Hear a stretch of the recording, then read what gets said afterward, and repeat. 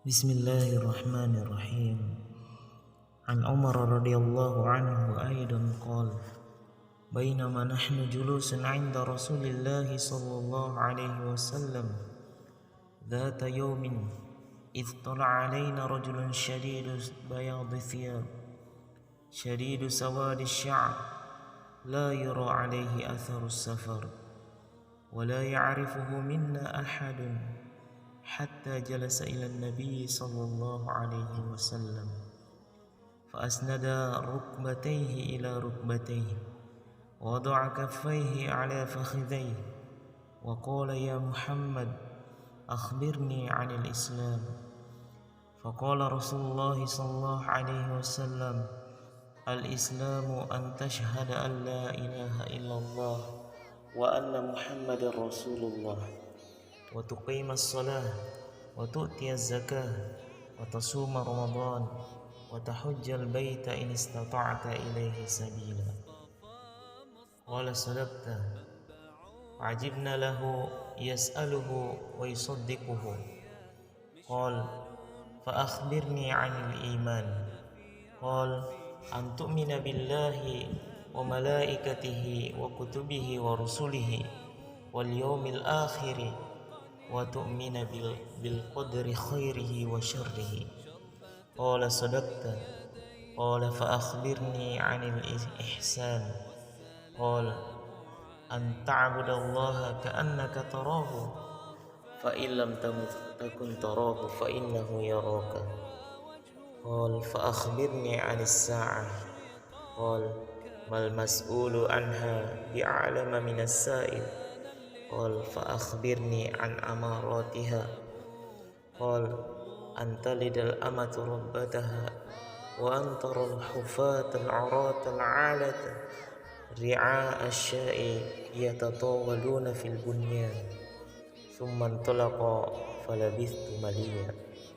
ثم قال: يا عمر أتدري من السائل؟ قلت: الله ورسوله أعلم. قال: فإنه جبريل آتاكم يعلمكم دينكم. Rawahu Muslim.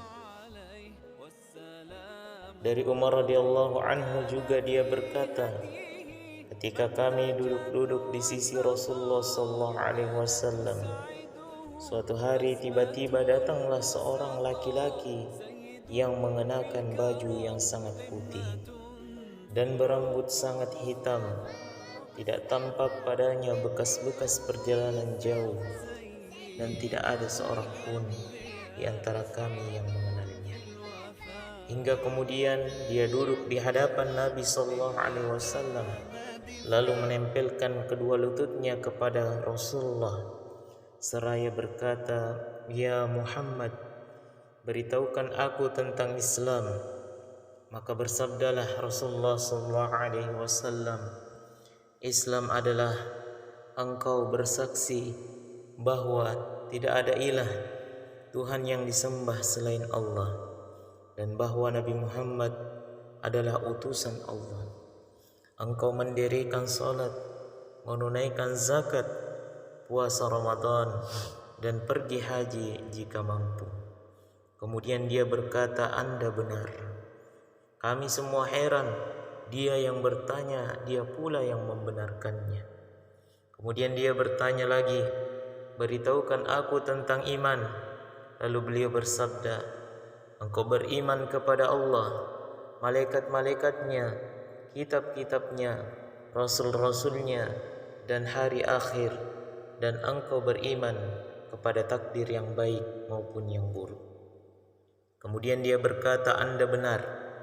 Kemudian dia berkata lagi, "Beritahukan aku tentang ihsan." Lalu beliau bersabda, "Ihsan adalah engkau beribadah kepada Allah seakan-akan engkau melihatnya. Jika engkau tidak melihatnya, maka dia melihat engkau." Kemudian dia berkata, "Beritahukan aku tentang hari kiamat, kapan kejadiannya?" Beliau bersabda, "Yang ditanya tidak lebih tahu dari yang bertanya." Dia berkata, "Beritahukan aku tentang tanda-tandanya." Beliau bersabda, "Jika seorang hamba melahirkan tuan-tuannya, Dan jika engkau melihat seorang bertelanjang kaki dan dada, miskin dan pengembala domba, kemudian berlomba-lomba meninggikan bangunannya, kemudian orang itu berlalu dan aku berdiam sebentar. Kemudian beliau Rasulullah SAW bertanya, tahukah engkau siapa yang bertanya? Aku berkata, Allah dan Rasulnya lebih mengetahui. Beliau bersabda, dia adalah Jibril yang datang kepada kalian bermaksud mengajarkan agama kalian. Hadis riwayat Muslim. Hadis yang mulia ini merupakan hadis yang sangat dalam maknanya, karena di dalamnya terdapat pokok-pokok ajaran Islam, yaitu iman, Islam, dan ihsan. Hadis ini mengandung makna yang sangat agung karena berasal dari dua makhluk Allah yang terpercaya, yaitu Aminus Sama, kepercayaan makhluk di langit yaitu Jibril, dan Aminul Ard, kepercayaan makhluk di bumi yaitu Rasulullah SAW. Pelajaran yang terdapat dalam hadis tersebut di antaranya yang pertama, disunnahkan untuk memperhatikan kondisi pakaian, penampilan, dan kebersihan, khususnya jika menghadapi ulama, orang-orang mulia, dan penguasa. Kemudian yang kedua, siapa yang menghadiri majelis ilmu dan menangkap bahwa orang-orang yang hadir butuh untuk mengetahui suatu masalah dan tidak ada seorang pun yang bertanya, maka wajib baginya bertanya tentang hal tersebut meskipun dia mengetahuinya, agar peserta yang hadir dapat mengambil manfaat darinya. Faedah yang ketiga, jika seorang yang ditanya tentang sesuatu, maka tidak ada celah baginya untuk berkata saya tidak tahu, dan hal tersebut tidak mengurangi kedudukannya. Yang keempat, kemungkinan malaikat tampil dengan wujud manusia.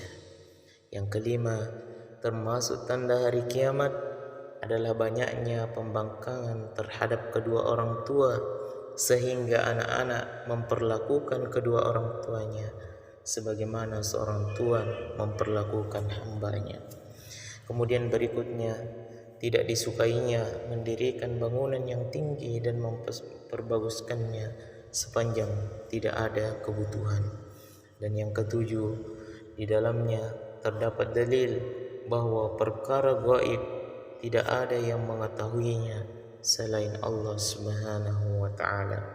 Dan yang terakhir, di dalamnya terdapat keterangan tentang adab dan cara duduk dalam majelis ilmu. Semoga ada manfaatnya. Assalamualaikum warahmatullahi wabarakatuh.